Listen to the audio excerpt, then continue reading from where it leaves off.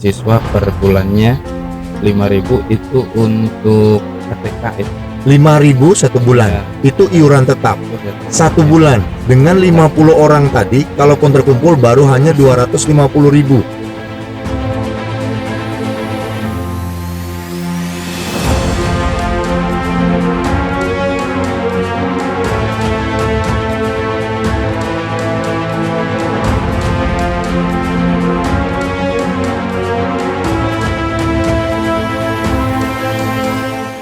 Assalamualaikum warahmatullahi wabarakatuh.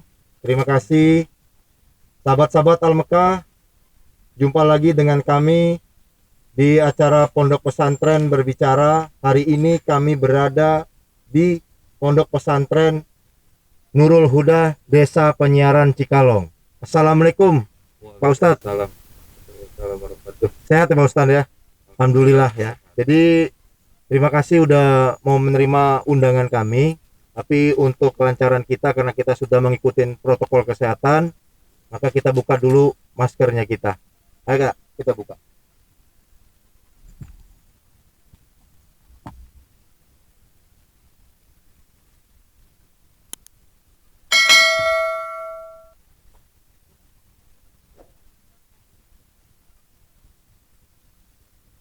Nah, gini kan enak Kang Haris.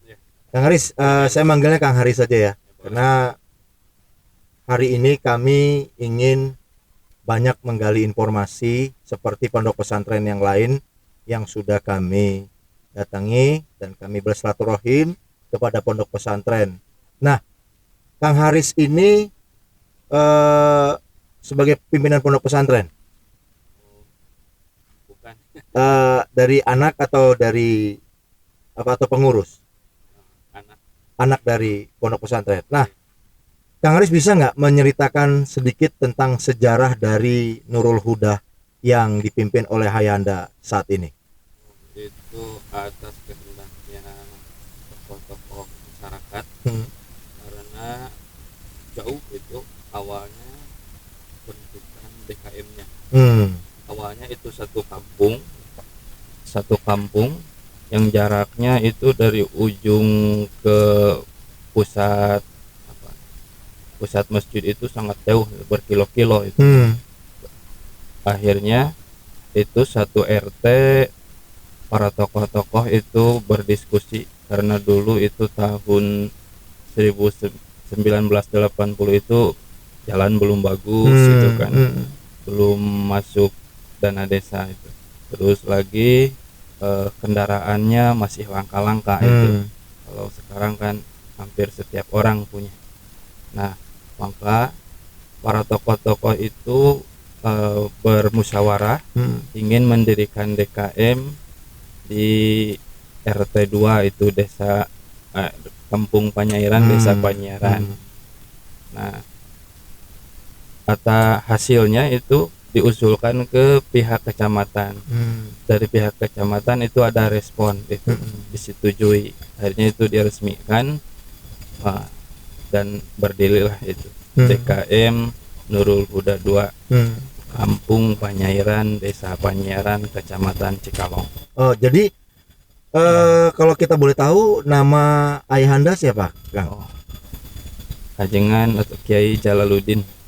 Kiai Jalaluddin. Ajengan Kiai Jalaluddin. Nah, beliau masih ada Kang? Masih ada. Masih sehat ya? Masih sehat. Titip salam kami dari Al-Mekah Foundation, karena biasanya kami mewawancarai ketua biasanya lebih paham tentang pesantren. Nah, jadi fix berdirinya kan itu kan jauh. Fix berdirinya itu di 1980. Pesantren itu berdiri. Nah, berarti ayah yang pertama kali. Nah, kemudian dijalankan sampai dengan sekarang. Di tahun 1980 itu pondok pesantren itu milikin berapa santri Kang kira-kira Kang? Oh, itu sedikit ya Pak? Masih sedikit karena itu hanya lokasi sekitar gitu. Oh, hanya swaklolah di lokasi sekitar saja. Nah, jadi kalau misal seandainya tahun 1980 kemudian dipimpin oleh ayahanda, kemudian santrinya juga baru swaklolah. Nah, dengan 2021 sampai sekarang udah sekian tahun ini, itu kira-kira kalau dihitung sudah berapa Kang kira-kira santrinya? Kalau jumlahnya itu tak terhitung. Udah terhitung ya. Tapi kalau yang sekarang yang standby lah, yang rutin Oh. sekarang ini ada berapa? Yang rutin itu paling 50-an itu Pak. 50-an. Tapi ada yang Kurang kalong, lebih. ada yang kalong juga.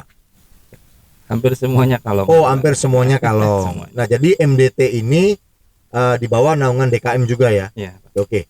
MDT Nurul Huda tahun 1980 juga masih ada. Yang mondok ada nggak kira-kira Kang? Oh, belum itu. Oh belum. Belum. Kenapa? Memang belum dibuka kelasnya untuk mondok atau memang hanya kita yang kalong saja yang kita terima? Sebetulnya itu dulu pernah itu kan. Dulu pernah, tapi hanya orang sekitar gitu kan. Oh. Nah, kalau sekarang itu kan anak-anaknya itu terpengaruh gadget ya Pak. Oh, kepengaruh gadget ya. Ya gadget. ya. Jadi memang harus pelan-pelan mau manggil Iya. biarkah untuk ini. Nah, sahabat-sahabat Al-Mekah, saya menyampaikan kepada teman-teman semuanya, Nurul Huda ini yang ada di Cikalong di Desa Penyairan. Ini 1980 dipimpin oleh ayahnya Kang Haris. Sampai saat ini Pak MDT Nurul Huda masih eksis dan terus berkarya untuk anak-anak yang ada di wilayah lingkungan. Nah, seperti apa yang pernah saya sampaikan kepada teman-teman, masih nyantrinya sistemnya ada yang kalong, yaitu berangkat mungkin pagi apa sore tetapi pulang ke rumah. Nah, dari yang ada 50 sekarang menggunakan berapa pendidik Kang? 4 gitu. 4 pendidik. Ya, 4 Nah, pendidik. 4 pendidik ini tadi masih wilayah atau alumni dari pesantren ayahanda dulunya? Masih wilayah itu. Oh, masih wilayah ya. Nah, jadi mengajar untuk ngaji dari mulai umur berapa tuh yang diajarin untuk ngaji? Dari 4 tahun gitu. Oh, dari mulai 4 tahun Dari 4 tahun sampai nggak terbatas umurnya selama masih mau ngaji. selama mau haji. Oh, oke. Nah, kalau misalnya nih Kang, saat ini kan 4 orang. Nah, ini mohon maaf nih, saya menyampaikan sedikit agak mungkin bukan maksud untuk mengorek hal-hal yang lebih prinsipil tentang masalah keuangan, tetapi kami Pondok Pesantren ini harus kami sampaikan kepada sahabat-sahabat Al-Mekah sebagai pesantren berbicara, kira-kira Kang untuk memberikan honor kepada guru pengajar itu dari mana Kang biaya ininya Kang? Kalau kita boleh tahu. Kalau honor tetap sih belum ada ya gitu kan.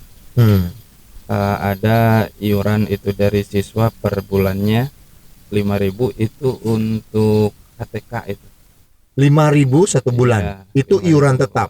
Satu ya. bulan. Satu Dengan bulan. 50 orang tadi, kalaupun terkumpul baru hanya 250.000. Iya. Teman-teman gini, ini dapat lagi kita di Nurul Huda.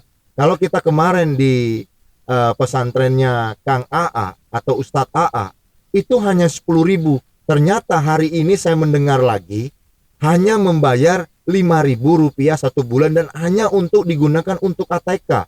Kang, ini kan ada biaya penerangan, kemudian ada konsumsi juga ataupun untuk pemeliharaan lain. Ini dari mana Kang kita bisa mendapatkan hasil rezeki itu Kang? Kalau misalnya 5.000 rupiah diambil. Itu rahasia ilahi itu. Nah, ini saya memang kalau untuk bertanya di posisi point ini kepada pondok pesantren, ini yang saya kadang-kadang nggak bisa nggak bisa mau pulang itu di situ posisinya. Kenapa saya katakan ya 5.000 rupiah? Zaman sekarang kita membeli kopi aja itu udah di luar udah 30.000. Nah, jadi teman-teman inilah kehidupan. Kenapa kami adanya pondok pesantren berbicara itu ada di tipe C dan di luar sana, dan melihat bagaimana bisa Nurul Huda lebih dekat terhadap masyarakat yang ada di luar dan agar tahu. Jadi semuanya jihad fisabilillah yang 4 ini termasuk pengurus. Nah, tetapi kalau misalnya gini, kita kan juga nggak boleh menampik ini Kang. Kita butuh uluran tangan dari teman-teman kalau memang mereka memiliki rezeki yang lebih dengan mereka mendengar kita saat ini. Kalaulah Kang, seandainya normal saja Kang, dengan adanya tempat, kemudian adanya listrik, kemudian adanya untuk perawatan, sebulan itu membutuhkan dana berapa sih Kang? Kalau Ya biaya ya cukup lah itu 400.000 cukup. Oh, 400.000 satu bulan cukup. Jadi ibarat kata saat ini Pak Kiai, ajengan kita yang tercinta Pak Ustadz mengajar di Nurul Huda pun masih nombok sebenarnya. Nah, tetapi dengan jihad fisabilillah tadi, insya Allah mudah-mudahan semua masih bisa berjalan. Kang, satu lagi, kalau misalnya saat ini ada yang mondok di tempat Akang, berarti belum ada sarana dan prasarana yang ada sekarang ini, Kang? Oh belum itu. Belum. Belum. Tapi nggak ada rencana mau ke depan seperti itu. Belum itu Pak. Belum ada niatan ke sana. Oh, jadi masih tetap hanya membuat sarana pengajian, aulanya saja untuk mereka belajar, kita mengajarkan dan memang dengan swakelola masyarakat akhirnya bisa terbentuklah proses itu tadi semua, belajar mengajarnya. Ya. Nah, kalau misalnya gini Kang, ayah sekarang ini banyak muridnya. Nah, ini kalau misalnya jam-jam yang untuk diajarkan di pesantren pukul berapa sampai pukul berapa, Kang? Oh itu kalau sore itu dari pukul 3 ya, sampai hampir jam 5-an itu. Sampai dari pukul 3 sampai jam 5-an. 5-an. Terus istirahat itu maghrib sampai jam 8. oh, maghrib sholat jamaah, Ya, baru sampai kemudian sambung lagi sampai jam 8. 8. Kemudian subuh itu Nah, siswa harus sudah ada itu subuh berjamaah sampai jam 6. oh, subuh ada berjamaah sampai jam 6, habis itu mereka baru sekolah. Baru sekolah. Nah, Kang, biasanya gini, di pondok pesantren itu kan diajarin ada potensi ilmu atau khusus yang diberikan Pak Kiai atau Pak Ajengan. Itu biasanya pelajaran yang potensi di tempat MDT Nurul Huda apa sih, Kang? Ngajar belajar apa sih?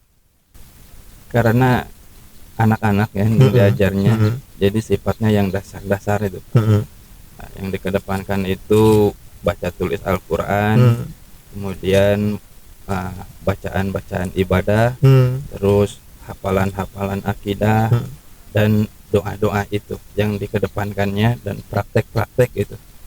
Jadi dengan adanya baca tulis Quran, Ya, kemudian tentang sholat, tentang sholat, kemudian tentang masalah akidah, ya, terutama akhlak nur karimah ya. ya, ya. Oh, jadi dengan potensi ini sehingga menumbuhkan anak-anak ini menjadi lebih patuh kepada orang tua pertamanya, kan Itu. begitu. Itu. Gini Kang, kalau misal seandainya dalam pelajaran agama yang sekarang kita jalanin, kemudian dari jam 3 sampai jam 5, kemudian ada sholat subuh, dari 50 orang itu sehari itu kadang-kadang anak-anak suka bolos nggak sih Kang? Oh itu sering tuh Pak. Dijemputin nggak sama Pak Ustadz? Enggak. Enggak. Berarti memang pengaruh gadget itu pengaruh besar sekali ya. Pengaruhnya, Berarti peran orang tua itu sangat penting ya. ya, saya biasanya itu kalau anak-anak mulai masuk itu ke game itu, saya itu di pengajian ibu-ibu itu biasanya kepada orang tuanya saya menyampaikan keberatan saya. Oke. Nah itu baru itu orang tuanya membatasinya. Oh, jadi teman-teman gini, saya masih mau menggali sesuatu lagi dengan Ustadz Aris, tetapi ini kebetulan saya harus break dulu sebentar.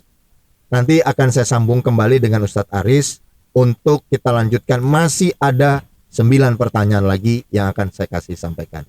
Assalamualaikum warahmatullahi wabarakatuh. Saya kan tadi udah bertanya mengenai pelajaran dari jam 5 sampai dari jam 3 ke jam 5, terus ke Isya, kemudian subuh. Itu kadang suka bolong, mereka itu kena masalah gadget. Nanti ke orang tua itu dikasih tahu. Jadi saya sedikit ngomong ke teman-teman, ini memang sebenarnya benar apa kata Ustadz Aris. Pak Ustadz Aris ini kalau misal ada pengajian ibu-ibu, dia selalu menggali dan menyampaikan kepada anak-anak, kepada orang tua anak-anak, agar anak-anak itu tetap diawasi untuk perkara masalah gadget. Nah, saya juga sebagai orang tua juga terkadang ingin menyampaikan itu juga kepada teman-teman. Nah, Pak Ustadz, dari tempat yang ada, ini mohon maaf kembali lagi, kira-kira lokasi di tempat Nurul Huda itu hibah atau kepemilikan sendiri Pak Ustadz? Oh itu hibah, itu wakaf, kebanyakannya itu wakaf. Kebanyakan wakaf, itu wakaf. hibah dari Hibah. ini. Nah itu dari tahun 1980 sudah Ya. mulai. Ya. Tapi tidak pernah ada ini kan, tidak ada pernah ada pihak-pihak lain untuk menginikan tentang masalah hibah ini, nggak pernah ada. Nggak pernah ada ya. Jadi teman-teman, kita bisa bergabung dengan Nurul Huda yang ada di Cikalong dengan kita berbagi bersama, dan kita bisa langsung datang ke pondok pesantrennya Nurul Huda di tempat Kang Aris. Kang, pernah nggak sih dapat bantuan dari pihak lain? Pemerintah? Ya dari pemerintah, swasta, atau donatur dari tempat lain? Pernah itu. Pernah. Digunakan buat untuk sarana atau operasional atau untuk kegiatan belajar mengajar? Untuk operasional itu tahun 2020, terus tahun 2017, 2018 ada. Oh 2017, 2018 dari kabupaten dan dari provinsi. Kemarin kalau tahun 2020 itu dari pusat gitu. Oh dari pusat, bantuan untuk ini. Nah biasanya Kang itu digunakan buat ke penambahan ruangan, atau mungkin bikin untuk beli kertas atau alat peraga sekolah, atau untuk bikin ATK atau apa segala macam. Kalau yang 2018 itu untuk sarana. Kalau yang 2020 itu untuk COVID itu Pak. Oh untuk COVID-19 ya. Oh, jadi tetap digunakan untuk sarana pesantren ya. Kang, ini kan COVID-19. Nurul Huda mengikuti protokol kesehatan nggak kira-kira kalau misal dalam ajar mengajar? Oh, insya Allah masih tetap terus. Jadi teman-teman ingat ya, bukan hanya di luar, di tengah kota saja atau di tengah wilayah provinsi saja pesantren-pesantren mengikuti protokol kesehatan. Anda tahu dari Jakarta itu hampir kurang lebih 322 kilo sampai ke pesantrennya Kang Haris. Tapi kalau dari Bandung itu kurang lebih hampir sekitar 200 kiloan sampai ke pesantren. Tapi tidak pernah meninggalkan yang namanya protokol kesehatan. Itu tetap penting. Dari anak-anak soalnya. Tetapi ya kalau memang mau kuat, sebenarnya isoman aslinya tuh ada di pondok pesantren. Karena dia selalu diisolasi. Karena nggak boleh banyak bergerak di luar sana gitu loh. Kang, apa sih harapan Akang saat ini kan COVID, kemudian belajar mengajar pun juga berkurang. Saya yakin ekonomi keluarga juga saat ini benar-benar terhempas. Pesantren, kalaupun lagi nggak ada rezeki, jangankan buat bayar 5.000 Kang. Saya yakin 5.000 pasti bikin buat beli beras juga masih belum dapat Kang. Betul kan? Tapi dengan jihad fisabilillah Nurul Huda selalu banyak membantu orang. Persyaratan untuk ngaji di tempat Akang itu, kalau seandainya orang pengen lihat, apa sih Kang? Sungguh-sungguh aja Pak. Sungguh-sungguh aja ya. Yang paling penting sungguh-sungguh, jujur, dan mau diajarin. Tapi banyak nggak sih Kang orang-orang tua yang atau umur-umur kayak kita gini yang mengaji juga di tempat Akang tapi di luar jamnya? Kan banyak juga orang belum tahu hadis Quran dan sholat yang tepat itu seperti apa. Oh itu belum.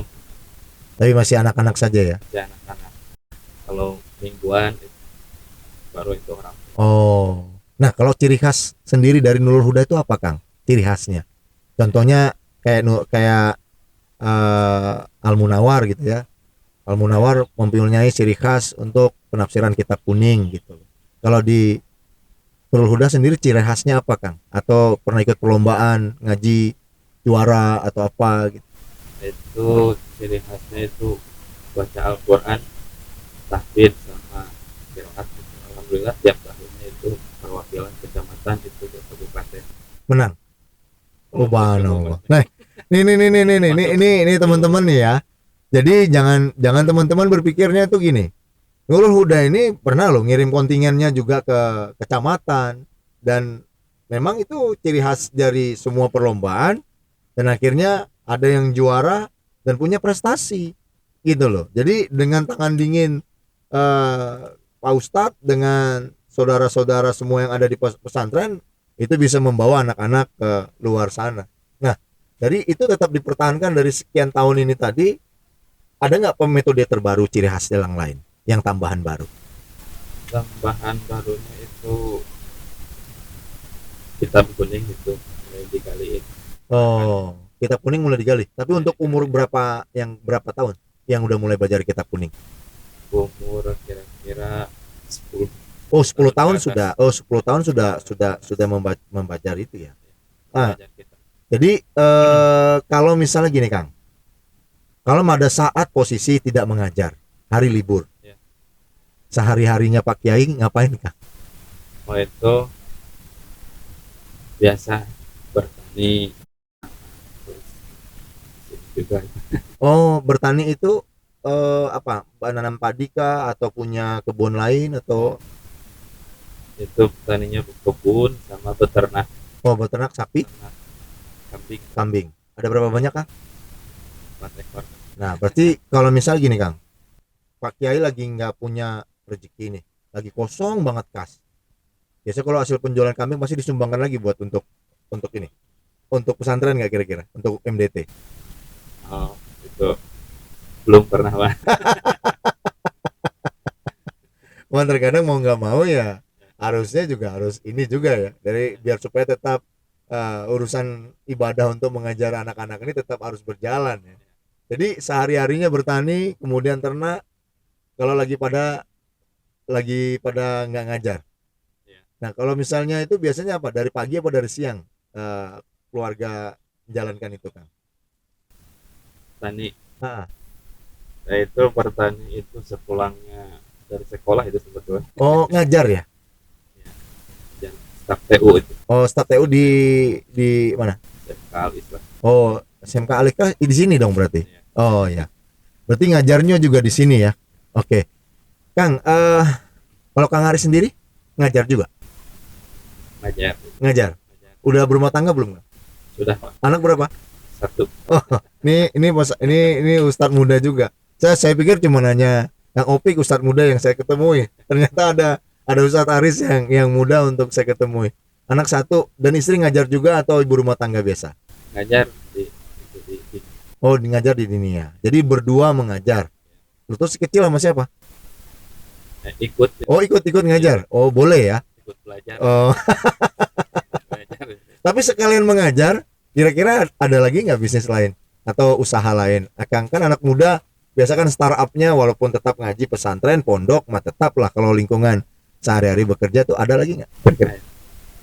Istri saya itu jual online kue ulang tahun Oh, buat pernikahan oh, sama apa snack oh, jadi snack ada kue ulang tahun, ada snack, kemudian ada apa namanya untuk pernikahan dan diundang orang juga untuk ini. Itu nanti dibikin di rumah terus dikirim. Iya. Dibawa sendiri. kadang dijemput kadang diantar. Nah, gini teman-teman, saya kadang banyak yang ini baru sekali ini saya menanya profil dari salah satu ustadz muda yaitu Ustadz Aris. Beliau memiliki ibu atau istri yang juga memiliki kegiatan online shop gitu ya, jadi untuk kue, dan sehingga bisa berbagi. Dan saya yakin bukan dengan kediamannya Ustadz Aris ini tadi malu-malu untuk berbicara ke kita, saya yakin pasti sedikit rezekinya pasti ada yang diberikan untuk pondok pesantren. Saya yakin. Kenapa? 400.000 sebulan, kemudian hasilnya itu 250.000, dan otomatis tidak akan mungkin bisa mencukupi untuk perawatan pesantren dan segala macamnya.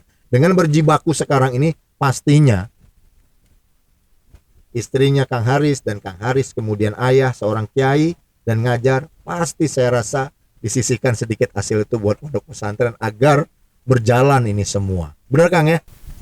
Insya Allah seperti itu ya.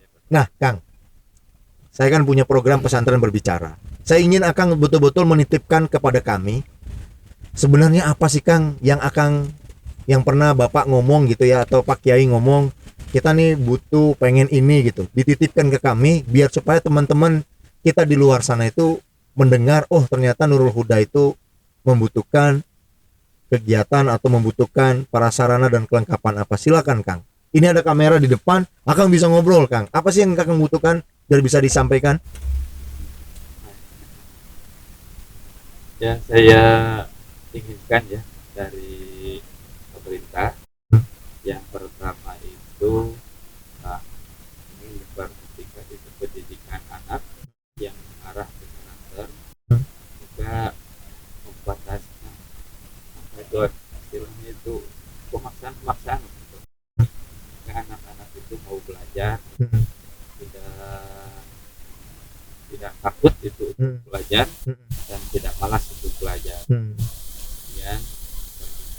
awas gitu.